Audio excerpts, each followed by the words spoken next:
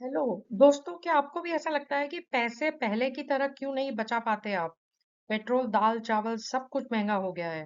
लेकिन लेकिन टेंशन लेने की जरूरत नहीं है। ये वीडियो आपको दिखाएगा कि आप अपने पैसे से इन्फ्लेशन को कैसे बीट कर सकते हैं, स्मार्टली और तरीके से। आइए देखते हैं कैसे। अगर आपने अपना बजट मंथ वाइज बना लिया, आपको पता होगा कि कितना पैसा इन्वेस्ट हो रहा है, कितना पैसा कहाँ खर्च हो रहा है, राइट? आप कुछ ऐप्स भी यूज कर सकते हैं अपने पैसों को ट्रैक करने के लिए। एक महीने में अगर आपने ये ट्रैकिंग शुरू कर दिया, आपको ये सब बहुत नॉर्मल लगने लगेगा। हिडन खर्चे कहाँ जा रहे हैं, ये भी आपको पता चल जाएगा। It's always important to distinguish between your needs and wants, right? अगर हम ट्रैक करेंगे हमारा पैसा कहाँ जाता है, रियलिस्टिकली हम ईच कैटेगरी पे लिमिट लगा सकते हैं।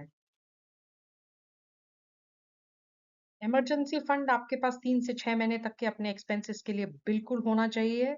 सेविंग्स जैसे कि पहले भी बताया गया है बहुत जरूरी है। अगर आप 25 या 30% नहीं कर सकते, 5 या 10% इनकम से शुरू करिए, बट करिए और उसको ऑटोमेट कर दीजिए ताकि आपको इसके बारे में टेंशन लेने की जरूरत नहीं। ये सेविंग्स जो है वो ऐसे एसेट्स में इन्वेस्ट करिए जो आपकी ग्रोथ अच्छे से दे सकता है आपकी वेल्थ को। जैसे कि स्टॉक मार्केट हो गया, म्यूचुअल फंड्स हो गए, real estate, gold etcetera, right? अगर आप भले ही 5,000 हर महीने से शुरू करते हैं, बट अगर इन प्रोडक्ट्स में लगाते हैं तो इनका ग्रोथ जो है कंपाउंड होता है over a period of time. The key is to start now and not keep waiting. High interest debt is a very pure evil और ये आपके लिए बहुत डेंजरस हो सकता है। यूएस में एक स्टडी में पाया गया है कि एक एवरेज अमेरिकन करीब $1100 जितना एवरेज मंथली इंटरेस्ट देते हैं अपने क्रेडिट कार्ड डेट के ऊपर।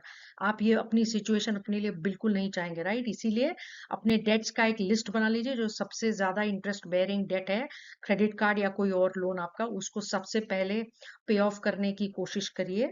अ, अगर किसी महीने आपके पास कोई दिक्कत है, आप पेमेंट नहीं कर पाते हैं, तो इस हाई इंटरेस्ट रेट डेट को तो पूरा ही पे करिए। बाकी डेट्स पर मिनिमम पे करेंगे तो चलेगा, राइट? इन्फ्लेशन को बीट करने के लिए कुछ और स्ट्रैटेजीज अपना सकते हैं, जैसे कि आप स्ट्रेटेजिकली बल्क बाय करिए। वीकेंड पर जाके जो भी आपके नॉन पेरिशेबल आइटम्स है, लोकल स्टोर्स में जाके या ऑनलाइन जहां पर भी आपको ऑफर्स दिखते हैं, खरीद लीजिए और इन्हें महीने भर के लिए स्टॉक कर लीजिए। अपने क्रेडिट कार्ड या डेबिट कार्ड के कैशबैक रिवॉर्ड्स को स्ट्रेटेजिकली यूज करिए ताकि आप डिस्काउंट्स और ऑफर्स का फायदा ले सके।